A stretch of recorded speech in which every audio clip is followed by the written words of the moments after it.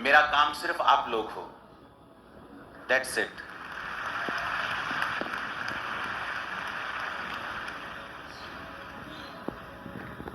आपको just church के system follow करने हैं ताकि आप आसान रहोगे। अगर आज भी आप देखोगे, जब एक चर्च का हिस्सा उठाया जाएगा, आप देखना कितनी वहां पे वो पेज फंसते हैं। कोई बोलेगा मुझे पहले जाने दोगे, नंबर अब 3 4 5 घंटे लगेंगे आज।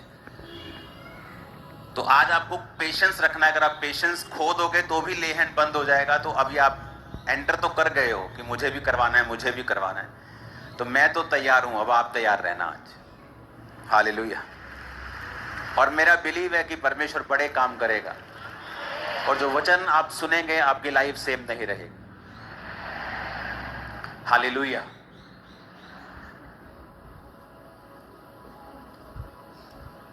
एक पावर है, वो पावर है सफरिंग्स की। क्रिश्चियनिटी में हम मिरेकल्स की बात करते हैं, हम हीलिंग्स की बात करते हैं, हम ब्लेसिंग्स की बात करते हैं, हम आशीषों की बात करते हैं, लेकिन हम सफरिंग्स की बात नहीं करते, क्योंकि लोगों को सुनना यह पसंद नहीं। लेकिन मैं आपको यह बताना चाहता हूं कि सफरिंग्स, क्राइस्ट के लिए दुख उठाना, अगर आपको वो लिखा बेटा बनाएगा तो वो कोड़े भी लगाएगा। अगर आपको कोड़े नहीं लगे तो आप नाजायज संतान हो। बाइबल में लिखा तुम जायज संतान नहीं हो, क्योंकि अगर वो तुम्हें पुत्र बनाएगा तो तुम्हें कोड़े भी लगाएगा। लेकिन आज की चर्च जो है वो कोड़े खाना नहीं चाहती है। इसका डिले खत्म करो। वो चाहती है कि हमें ब्लेसिंग मिले, हमें सामर्थ्य चाहिए, अभिषेक चाहिए, हमें आशीष चाहिए, हमें बिजनेस चाहिए, हमें कैरियर चाहिए, लेकिन हमें सफरिंग्स नहीं चाहिए।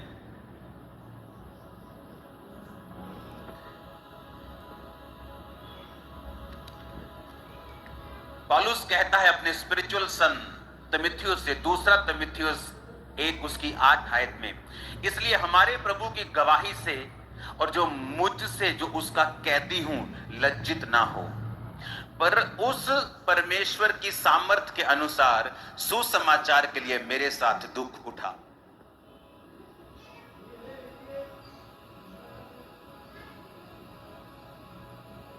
अपने पड़ोसी को बोलो दुख उठा। यहां पौलुस कह रहा है अपने स्पिरिचुअल सन से कि मेरे साथ दुख उठा। अपने पड़ोसी को बोलो दुख उठा। 9 आयत कहती, जिसने हमारा उद्धार किया और पवित्र बुलाहट से बुलाया, और वह हमारे कामों के अनुसार जो मसीह यीशु में सनातन से हम पर हुआ है। फिर से पढ़ेंगे इस आयत को, 9 आयत सब पढ़ेंगे। बोलो, जिसने हमारा उद्धार किया और पवित्र बुलाहट से बुलाया, और ये हमारे कामों के अनुसार नहीं, पर उसके उद्देश्य और उस अनुग्रह के अनुसार है जो मसीह यीशु में सनातन से हम पर हुआ है। आमीन। 12 आयत में लिखा है, इस कारण मैं इन दुखों को भी उठाता हूं पर लजाता नहीं, क्योंकि मैं उसे जिस पर मैंने विश्वास किया है जानता हूं, और मुझे निश्चय है कि वह मेरी धरोहर की उस दिन तक रखवाली कर सकता है। जो खरी बातें तूने मुझसे सुनी हैं, उनको उस विश्वास और प्रेम के साथ जो मसीह यीशु में है अपना आदर्श बनाकर रख, और पवित्र आत्मा के द्वारा जो हम में बसा हुआ है इस अच्छी धरोहर की रखवाली कर। पौलुस कहता है इस धरोहर की, कौन सी धरोहर? कि तुम अनंत जीवन पा चुके हो। अगर तुमने मसीह को कबूल किया है तो तुमने अनंत जीवन को पाया है और तुम स्वर्ग के वासी हो। कहता अगर तुम स्वर्ग के वासी हो, तुमने अनंत जीवन को पा लिया है, तो पवित्र आत्मा के द्वारा इस धरोहर की, इस मिरास की रखवाली करनी है। और कहता सुसमाचार के लिए मेरे साथ दुख उठाना है। परमेश्वर अपने बच्चों को डिसिप्लिन करने के लिए उन्हें परीक्षाएं देता है। कई बार वो परीक्षा देता है जब आप उससे दूर हटने लगते हैं, तो वो आपको परीक्षा देता है और उस परीक्षा के बाद वो आपको अपने नजदीक फिर से करता है। या अगर आप परमेश्वर के करीब हैं और परमेश्वर आपको अगले लेवल पर लेके जाना चाहता है, तो भी वो आपको परीक्षा देता है और आपको दुख उठाने के लिए कहता है। लेकिन आज का क्रिश्चियन जब उस पर दुख आता है, वो उसके लिए दुख की बात है, आनंद की बात नहीं है।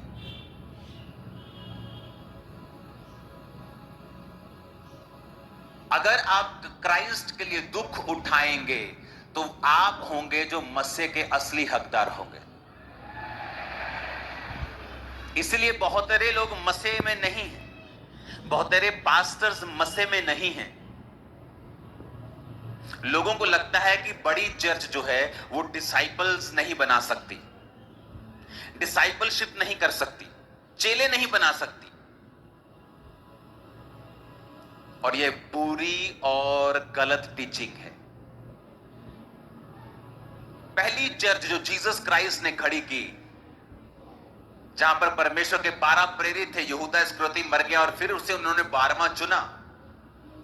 बाइबल कहती है एक दिन के अंदर 3-3 हजार लोग बपतिस्मा लेके उस मंडली में शामिल होते थे।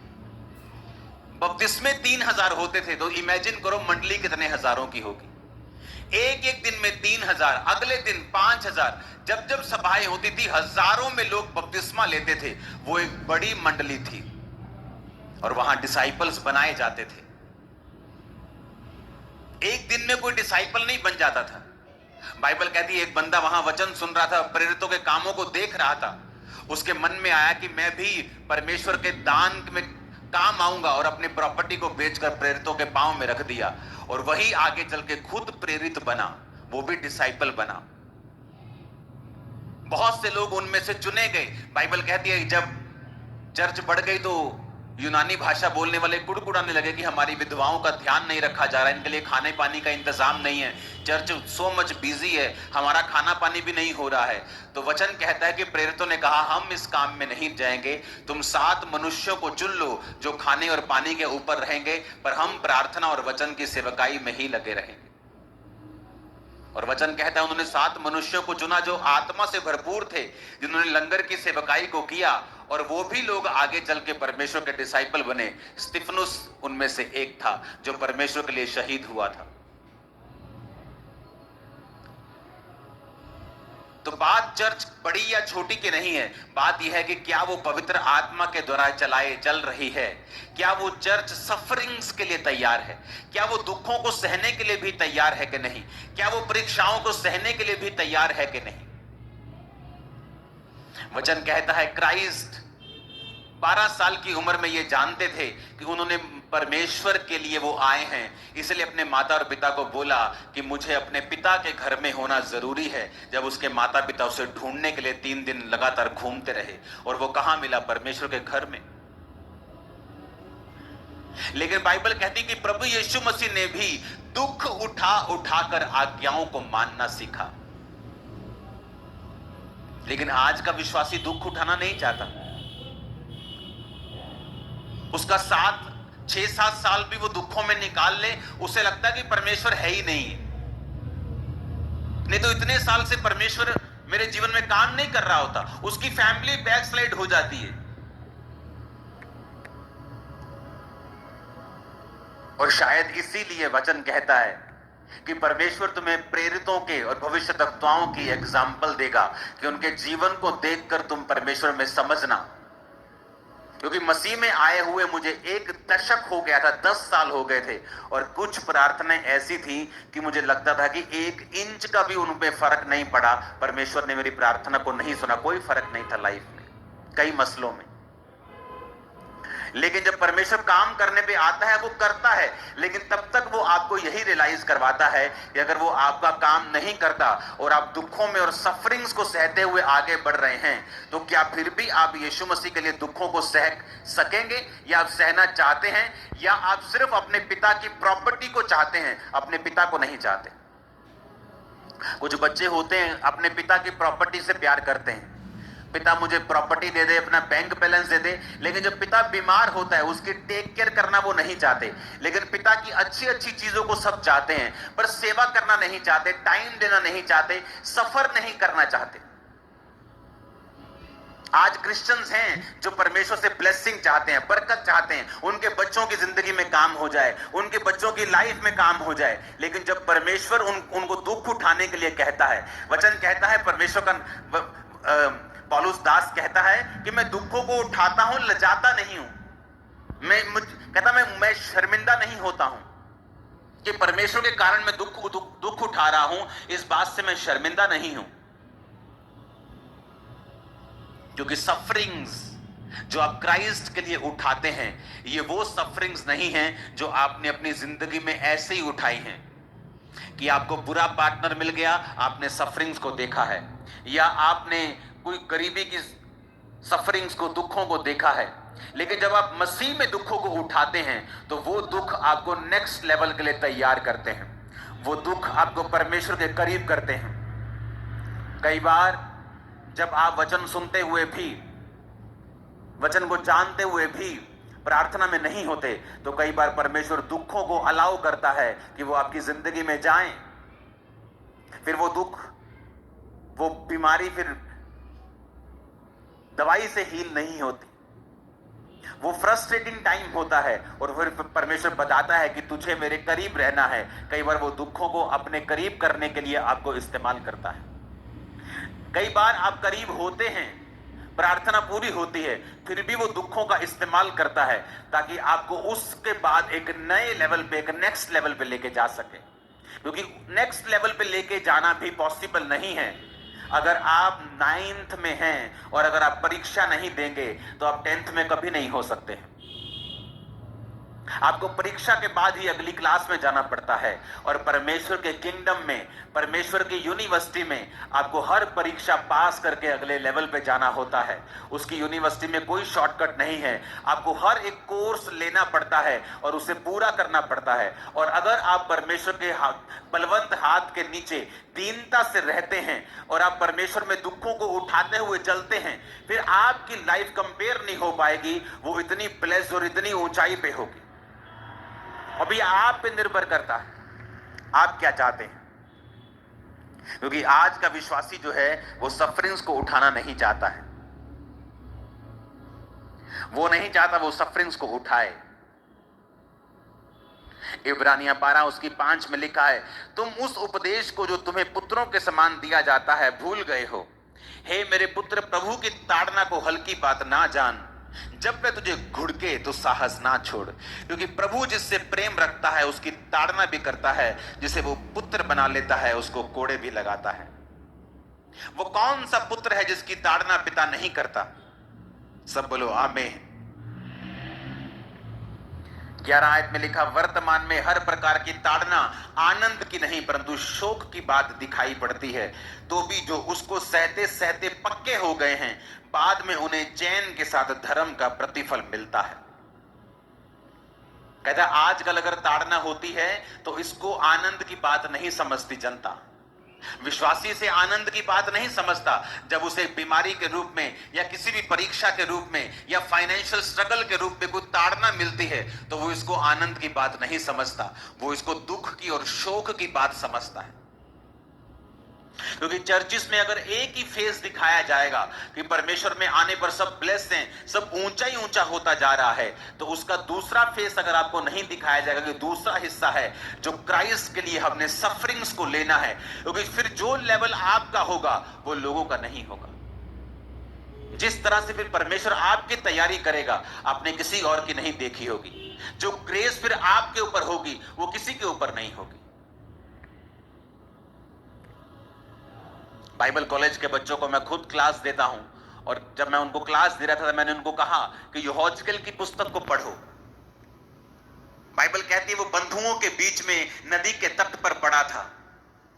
कौन से बंधु? जो इजराइल से आए थे। क्यों आए थे? क्योंकि उन्होंने परमेश्वर को छोड़ दिया था। अब उन्होंने तो परमेश्वर को छोड़ा और वो बंधुआई में थे, लेकिन यहोजकेल का क्या कसूर है कि वो नबी होता हुआ भी बंधुआई में था? और वचन कहता है परमेश्वर का वचन उसके पास पहुंचा और उसने दर्शन देखा। जो आप चर्च का लोगो देखते हो, the church of science and wonders का शेर और इधर बैल और इधर चील और पीछे मनुष्य का चेहरा, वो उसी दर्शन से लिया गया था जो परमेश्वर ने मुझे यहोजकेल के विषय में दिखाया था।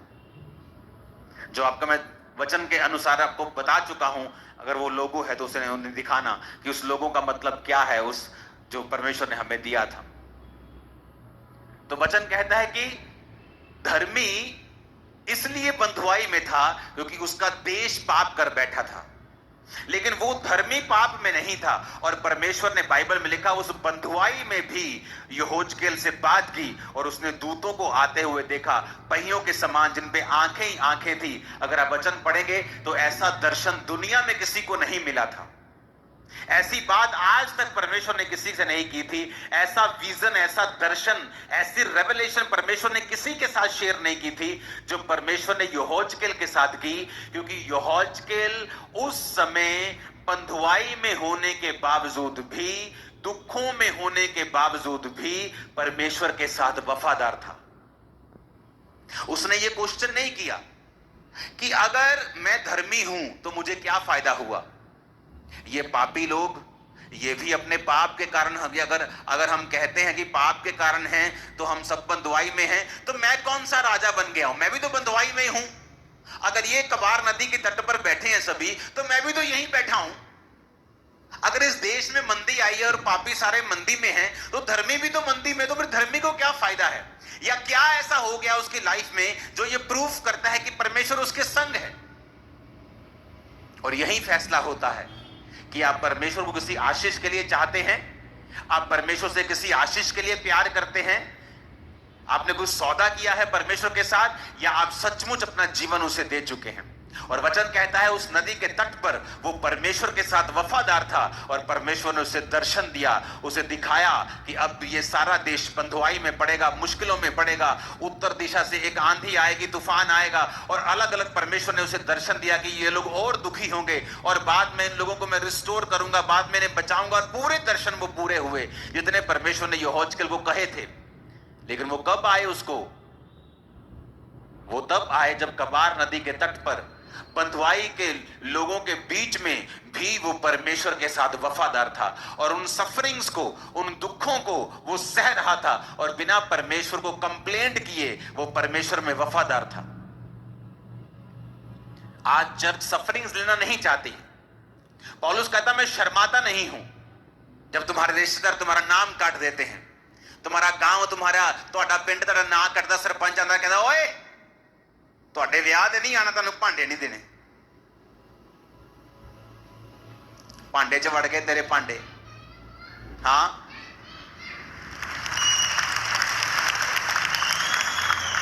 परमेश्वर कहता लजाना नहीं है, शर्मिंदा नहीं होना है, बल्कि इसको आनंद की बात समझना है।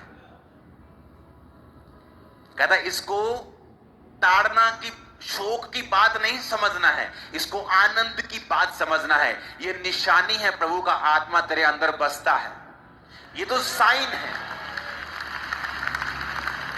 लेकिन वचन कहता है आज का जो विश्वासी है वो चर्च में आशीष लेने के लिए जाता है, लेकिन वो ताड़ना वाला हिस्सा नहीं लेना चाहता। वो अपने बाप को कहता है कि प्रॉपर्टी मुझे दे दे, लेकिन सेवा मेरे छोटे भाई को दे दे, अच्छा मुझे दे दे, और जो बुरा है वो मेरे दूसरी बहन को दे दे। आशीष मुझे मिलनी चाहिए, मैं आमीन बोलूंगा, मुझे बरकत मिलनी चाहिए। हाँ, लेकिन यीशु मसीह के नाम के कारण मुझे अगर दुख मिलता है तो वो मेरे लिए शोक की बात है। तो परमेश्वर कहता है क्या तुम्हारा संसारिक पिता तुम्हारी ताड़ना नहीं करता? अगर वो तुम्हारी ताड़ना करता है तुम्हें सुधारने के लिए, तो क्या ये अच्छी बात नहीं है कि स्वर्गीय पिता तुम्हारी ताड़ना करे? क्योंकि वो देखता है। अगर वो तुम्हारी ताड़ना नहीं करेगा तुम आगे नहीं बढ़ सकते। जो फ्यूचर में चैलेंजेस हैं, जो फ्यूचर में प्रॉब्लम्स हैं, जो फ्यूचर में इकोनॉमिक चीजें हैं, उनके लिए आप कभी तैयार नहीं होंगे अगर परमेश्वर आपको अभी से दुखों में तैयार नहीं करेगा तो। हालेलुया। तो आज की चर्च को यह भी समझना है कि द सफरिंग्स जो हैं, जो क्राइस्ट की थी, जो एक विश्वासी की भी हैं, वो भी आपके जीवन का एक हिस्सा है। अगर वो आपकी लाइफ में है कि जीसस के नाम के कारण अगर आप सफरिंग्स में हैं, दुखों में हैं, तो उसको आनंद की बात समझें, क्योंकि वो आपको स्ट्रॉन्ग करके नेक्स्ट लेवल पे ले जाने की तैयारी कर रहे हैं। आप प्रभु से पहले अधिक करीब होंगे, आप परमेश्वर के और नजदीक होंगे, और अच्छी तरह प्रभु को आप समझ पाएंगे, आपकी लाइफ और आसान होगी। आमीन। ऊंचा चाहिए मेरे को चर्च। हालेलुया। वचन कहता है जो उसको सहते सहते पक्के हो गए हैं, बाद में 11 आयत में लिखा, उन्हें चैन के साथ धर्म का प्रतिफल मिलता है। भाई साहब, वो प्रतिफल बहुत से धनी बाबुओं के पास नहीं है। जो बहुत धनी हैं, पूरा एरिया खरीद सकते हैं आपका, लेकिन वो प्रतिफल नहीं है, चैन वाला, धर्म का प्रतिफल, चैन का प्रतिफल उनकी लाइफ में नहीं है। पर परमेश्वर कहता है अगर तुम दुख सहते सहते पक्के हो गए हो, तुमने अपने आप को बता दिया है, तुम्हारे शरीर को यह मालूम हो चुका है, तुमने परमेश्वर में मेंटल, स्पिरिचुअल, फिजिकल, फाइनेंशियल, हर तरह का सफरिंग्स तुमने सह ली है, तुम सहते सहते पक्के हो गए हो, फिर कहता तुम्हें धर्म के साथ चैन का प्रतिफल भी मिलेगा, चैन के साथ धर्म का प्रतिफल मिलेगा। और यह बहुत बड़ी बात है। प्रतिफल वो होता है जब आप प्रार्थनाएं करते रहते हैं और आपको फल नहीं मिलता, लेकिन प्रतिफल का मतलब होता है कि जितनी मेहनत तुमने की है उसका पूरा हिस्सा तुम्हें मिलेगा। जब तुम दुखों में थे, जब तुम मुश्किलों में थे, जब तुम परीक्षाओं में थे और तुमने जितनी प्रार्थनाएं की थी, परमेश्वर कहता उन सब प्रार्थनाओं का प्रतिफल भी मैं तुम्हें दूंगा। और हो सकता है कि 10 साल के बाद वो इतना बड़ा प्रतिफल दे कि 11वें साल आपके पास हजारों सालों की आशीष हो। वो रखता नहीं, वो रख नहीं सकता। तुम बो सकते हो, वो तुम्हें ज्यादा देगा। दाऊद ने बोया, परमेश्वर ने सुलेमान को इतना दिया, किसी के पास इतना नहीं था। इतिहास की कुछ स्टोरियां झूठी हैं कि फलाना व्यक्ति सबसे अमीर था दुनिया का, पता नहीं कौन किसका नाम लेते, मानसा किसका नाम लेते। डॉक्यूमेंटेड है, सुलेमान से अधिक अमीर कोई राजा आज तक नहीं हुआ। डॉक्यूमेंटेड है ये। इतना सोना, इतना उसका जो वैभव था इतना ज्यादा था। नॉलेज सबसे अधिक आज तक सुलेमान को दी। उसे घोड़ों के बारे में पता था, उसे चंद्रमा, उसे सूर्य, समुद्र की मछ, बाइबल कहती हर विषय में परमेश्वर ने उसको बुद्धि दी थी। जो भी राजा उसकी बुद्धि की बातें सुनने के लिए आता था, गवाही दे के जाता था कि जो तेरे विषय में हमने सुना है वो कम सुना है, जो तेरे पास है वो ज्यादा है। तो ये प्रूफ है, और ये उस बात को कट करता है जो बोलते कि नहीं ये राजा अमीर था, क्योंकि जिसके पास बुद्धि ज्यादा है वो एक बिजनेस कर सकता है, बुद्धि है, दूसरा भी कर सकता है, तीसरा भी कर सकता है। वो बुद्धि की बात होती है। जब बुद्धि होती है आप कर सकते हैं, आप मल्टी काम कर सकते हैं, मल्टी मैनेजमेंट कर सकते हैं, मल्टी टास्क कर सकते हैं। तो वो बुद्धि बाइबल कहती है सुलेमान के पास थी, उसने परमेश्वर से मांगी। वो बोने वाला व्यक्ति जब आप बोते हैं तो भी स्वर्ग आपके लिए खुलता है। हालेलुया। अपने हाथों को, हालेलुया,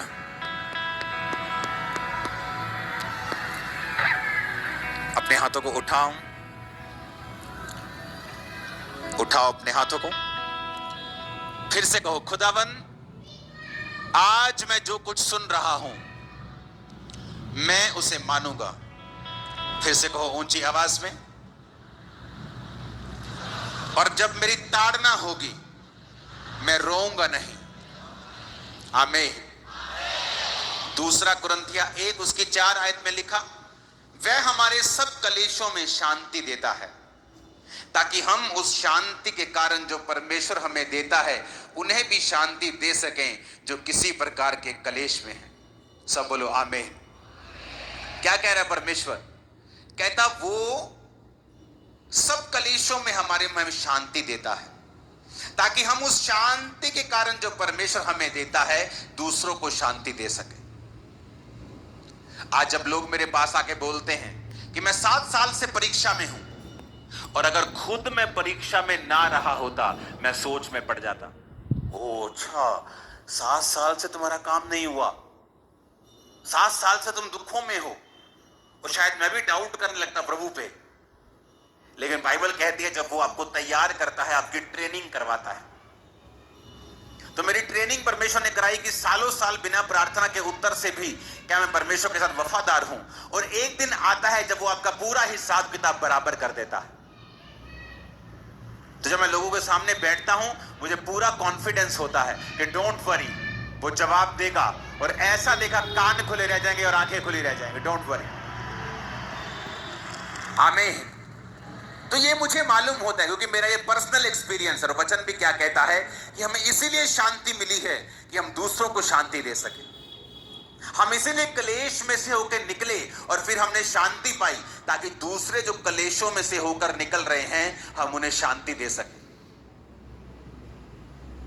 कलीसिया, अगर आप सफरिंग्स के लिए तैयार नहीं हैं, अगर आप ये हिस्से को सुनना नहीं चाहते हैं, तो आपने अभी क्रिश्चियनिटी को जब भी नहीं डाली है, आपने उसे हग नहीं किया है, आप उससे लिपटे अभी नहीं हैं। आप अधूरी जानकारी के साथ चल रहे हैं, जो बहुत ज्यादा डेंजरस होती है।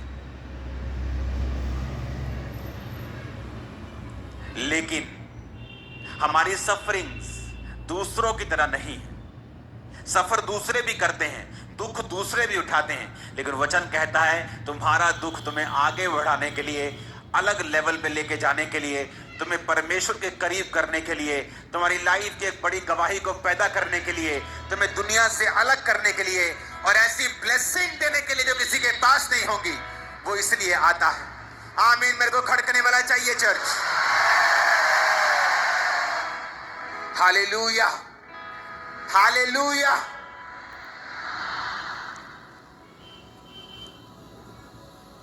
यहोशू ने सफरिंग्स को सहा, नदी के तट पे बैठा है, सब बंधुआइयों में बैठा है, सब लोग वैसे पापी भी उसके साथ बंधुआई में हैं, और यहोशू भी बंधुआई में है।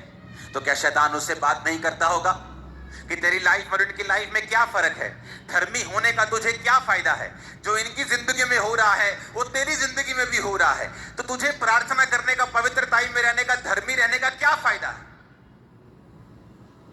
दाऊद को भी शैतान बोल सकता था, तेरे भाई पाप में है, वो राजा की सेना में है, तू क्या भेड़ चराते पवित्रताई में प्रार्थना करता रहता है, तू भी जा और पाप कर। और इसीलिए दाऊद राजा बनाया गया और उसके भाई फेल हो गए जब परमेश्वर उनको मसा करने के लिए आया। आप नहीं जानते आज चर्च में कितने लोग फेल हो जाते हैं जब परमेश्वर ने कुछ बरकत देने के लिए उनके पास आता है। हालेलुया। तो हमें एक पार्ट जो खुदावंद ब्लेसिंग देता है, छुड़ाता है, चंगा करता है, वो भी याद रखना है, क्योंकि वो भी हमारे जीवन का हिस्सा है। हो सकता है आप एक परीक्षा में हो, लेकिन साथ साथ दूसरे हिस्सों में परमेश्वर आपकी लाइफ में बहुत सारे मिरेकल्स कर रहा। सफरिंग्स का मतलब ये नहीं कि वो आपको छोड़ देगा, सफरिंग्स का मतलब ये नहीं कि वो आपको त्याग देगा।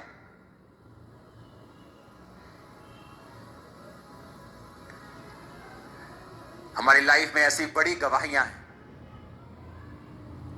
कि परमेश्वर ने एक बड़ा काम करने से पहले हमारी लाइफ में दुखों में से हमें निकाला है।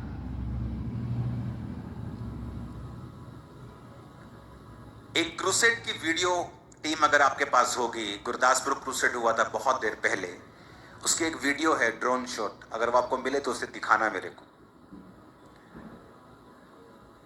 अपने पड़ोसी को बोलो ध्यान से सुन, दुखों को तुच्छ मत समझ, मसीह के कारण निंदित होने को एक बड़ा भंडार समझ।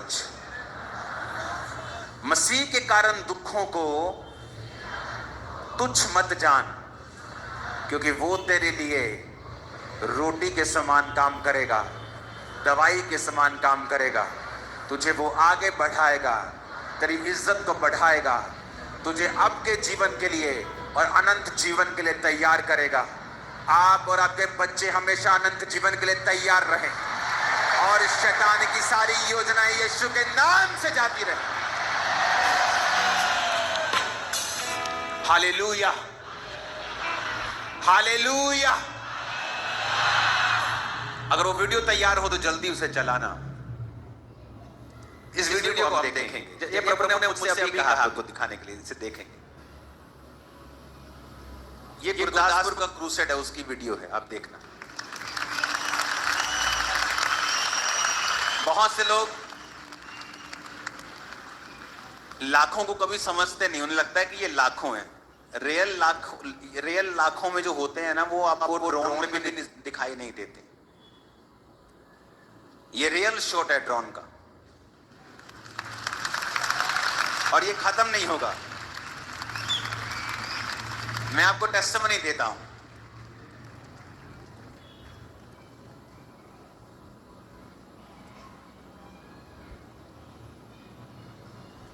चलाना फिर से इसको, अब ध्यान से देखना इसको।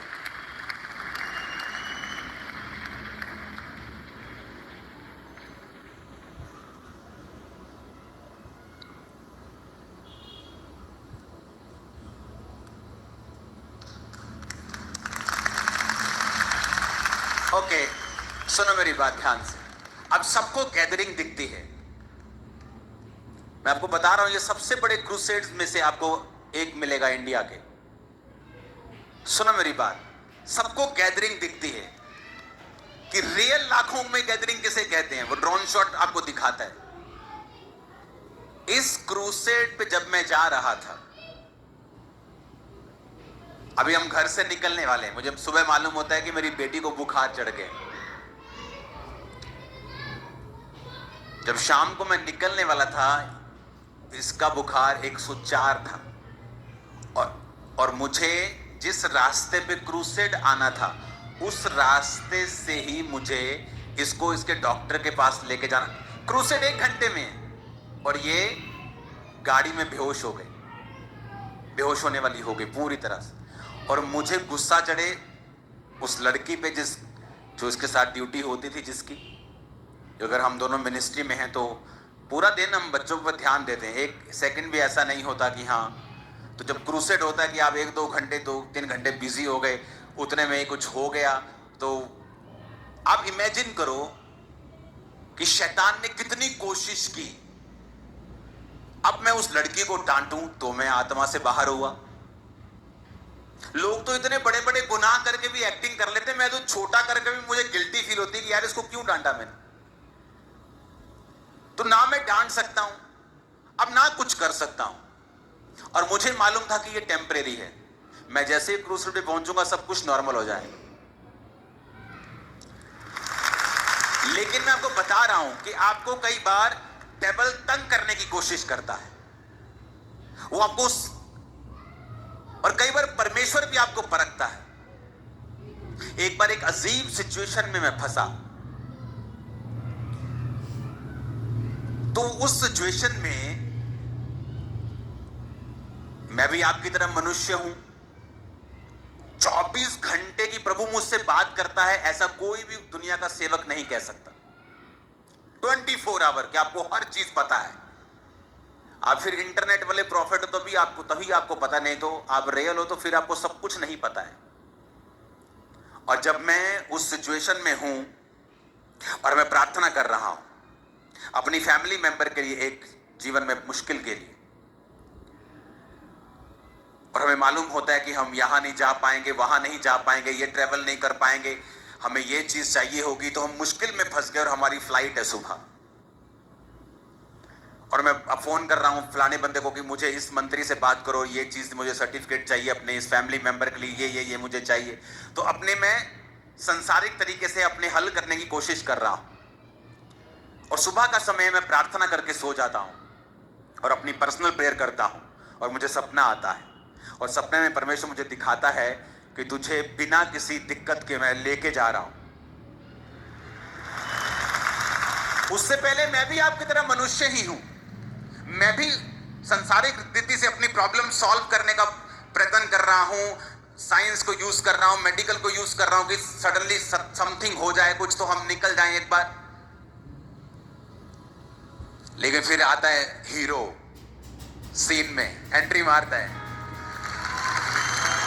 और मैं सो रहा हूं, और ये भी नहीं मैं प्रेयर कर रहा हूं हाय प्रभु मुझे छुड़ा, मेरी वो आदत नहीं है। तो मैं अपनी पर्सनल प्रार्थना करके सोता और मुझे सपना आता है और परमेश्वर मुझे दिखाता है कि हम जा रहे हैं और सब कुछ ठीक है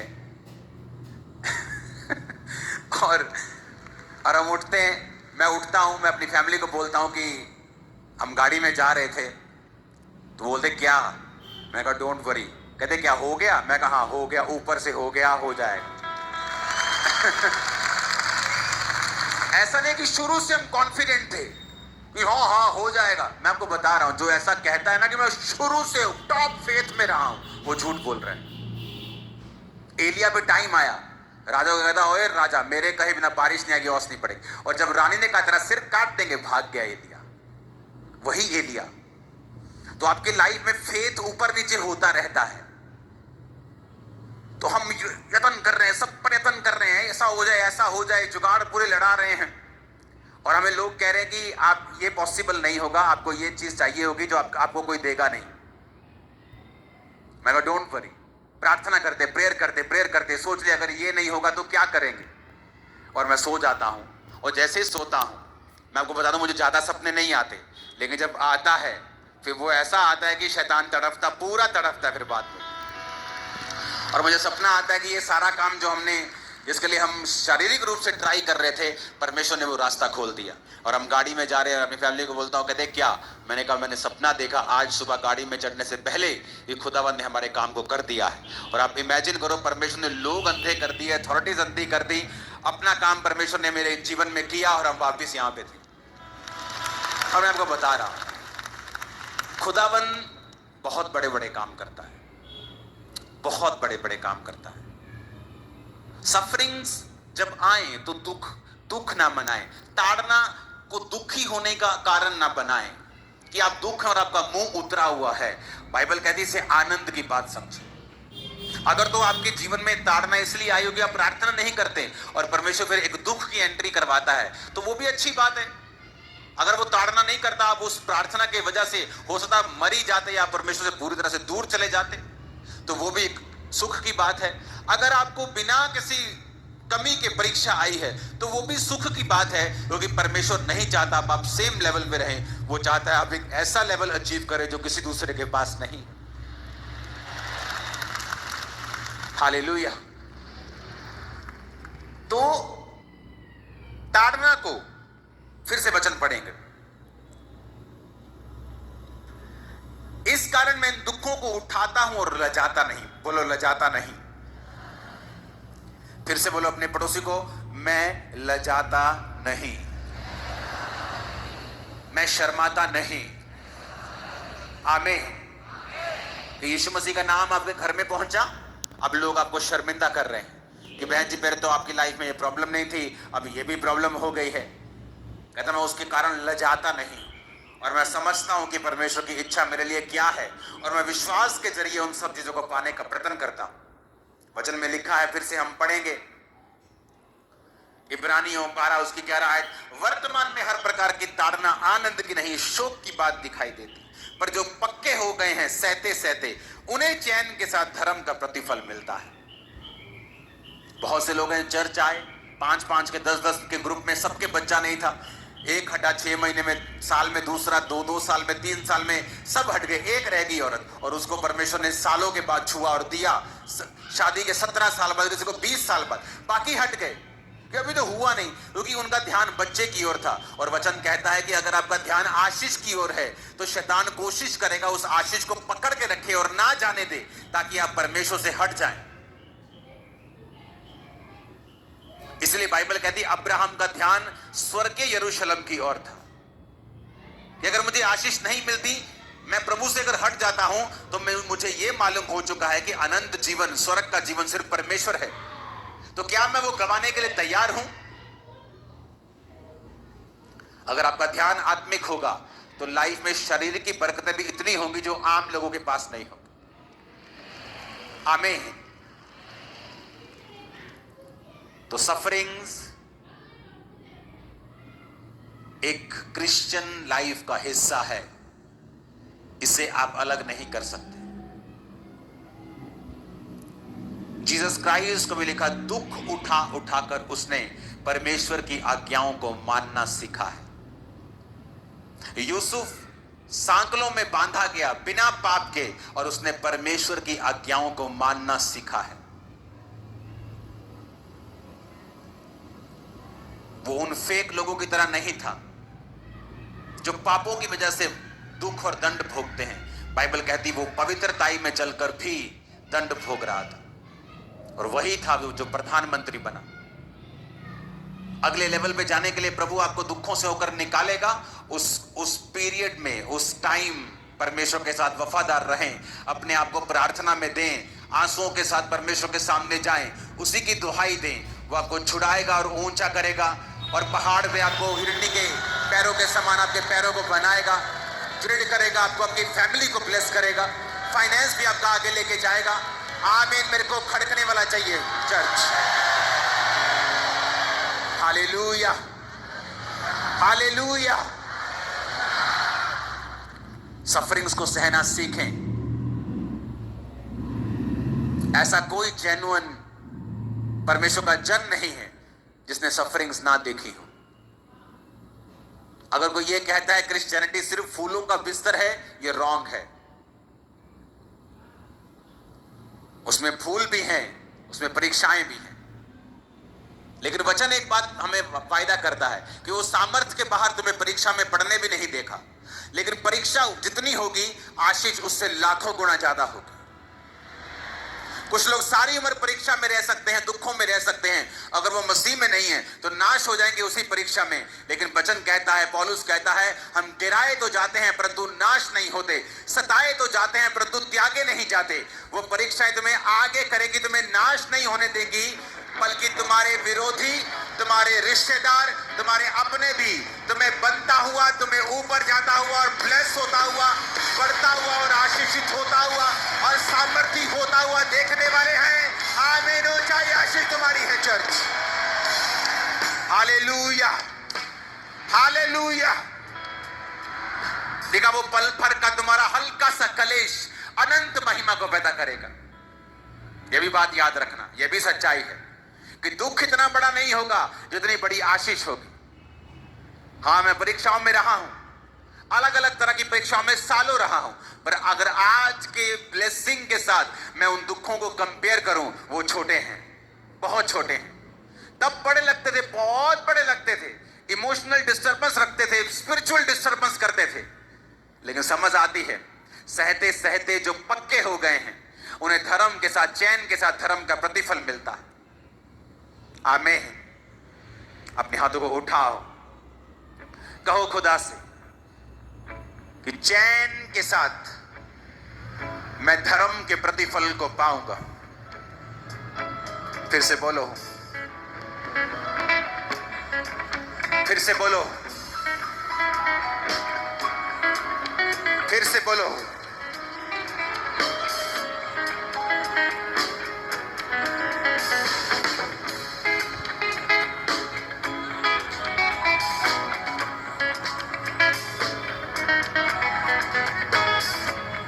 हिलाओ अपने हाथों को, थैंक यू जीसस बोलो।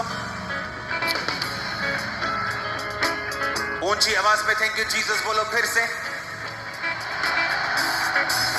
तू कदूस है खुदा, तू कदूस है। फिर से कहो, खुदावन तू पवित्र है।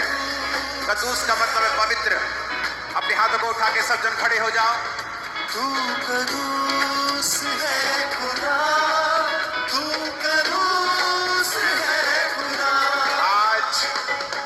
यीशु मसीह नासरी के नाम में भविष्यवाणी करता हूं, खुदावन आपकी स्पिरिचुअल आईज को ओपन कर देगा। जो सफरिंग्स आपने सही हैं, उनकी वजह से जहां वो आपको ले जाना चाहता है उसके सारे दर्शन आपको मिलेंगे।